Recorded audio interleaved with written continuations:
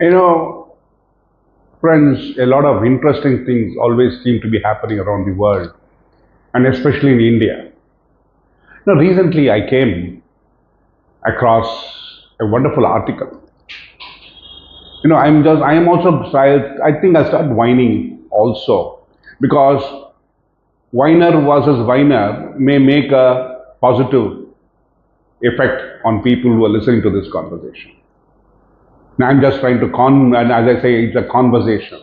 It's my ideas, and if you want, please put in your remarks, your comments, or anything like that. I welcome it.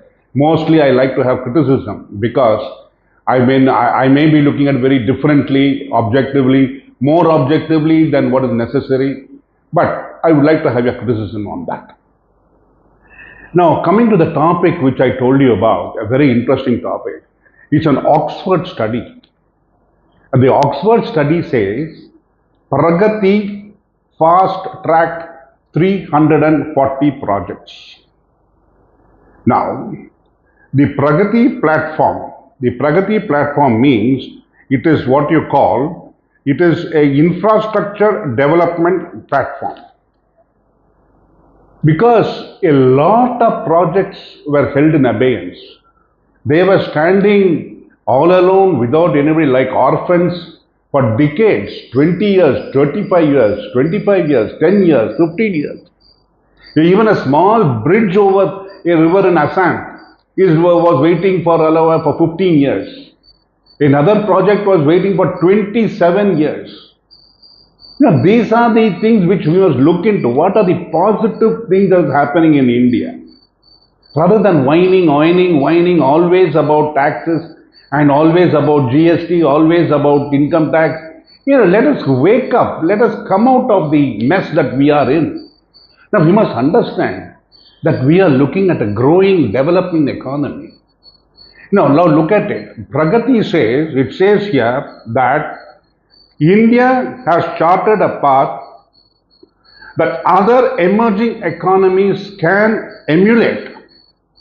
The digital platform was launched by PM Narendra Modi in 2015 for reviewing the projects and the process of infrastructure projects and key central government schemes. More than I think it is more than 2.4 lakh crores worth of projects which have been covered in these 9 years. You can imagine what is the huge infrastructure development we have undertaken. 2.4 lakh crores. And once upon a time, we had a defense minister who said we had no money to buy bullets and jackets for our people living in Siachen. For our forward forces, we had no proper guns. We could not even buy an AK-47 for each one of our soldiers.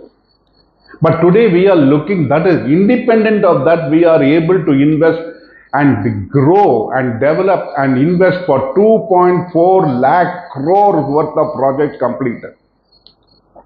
So let us stop whining. Look at it. Look at how much India is jumping, it is leaping like a kangaroo. It is not standing still or crawling. It is leaping like a kangaroo. In leaps and bounds we are developing. So what is the consequence of this infrastructure project? Have we ever applied our mind on this consequence of this infrastructure project? Just imagine, previously a boat crossing a river. It will take you 3 hours to cross by boat. Now when you cross the boat, what are the pollution that causes the river? What is the consequence of that? The river mammals die, the river fish die, and the river dies out over a period of time because of the pollutants, because the diesel and the pollutants that come out of the ship and the boat. Today, because of the bridge, what is the consequence? Shorter times.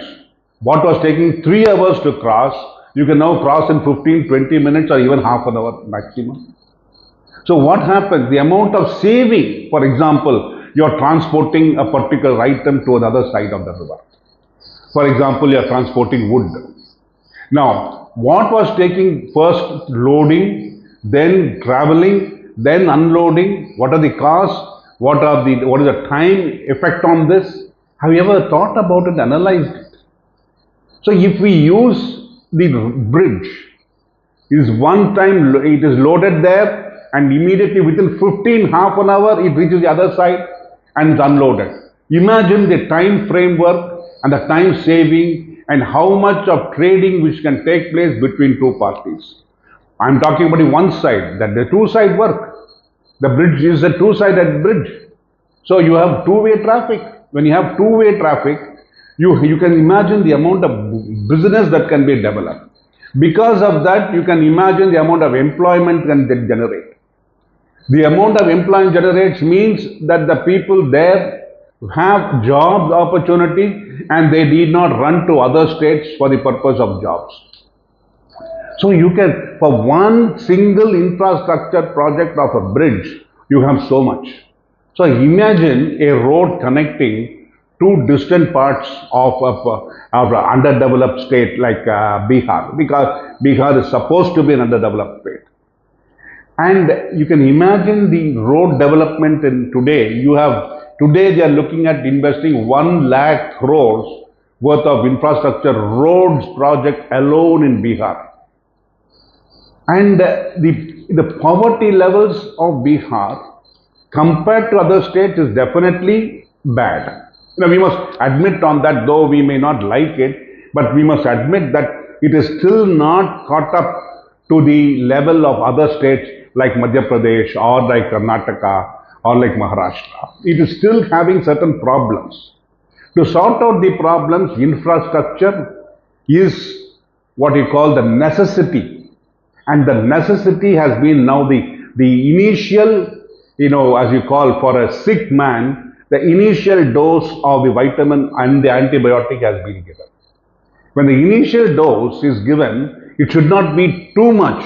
If you give him too much, he may die because his body will not be able to accept it. So, the 1 lakh, Bihar can sustain 25 lakh crores of worth of investment, such a huge state. So many resources, so much of people, so much of hard-working people.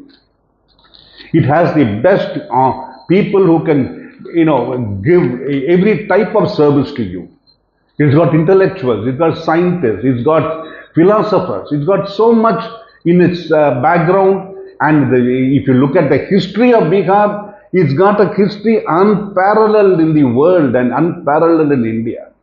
So today we have injected a little bit of vitamins and little bit of what you call antibiotics so that Bihar can take a step forward towards bringing its strengths into India. What I say is, when I say bringing into India, I mean into the full force. It can activate.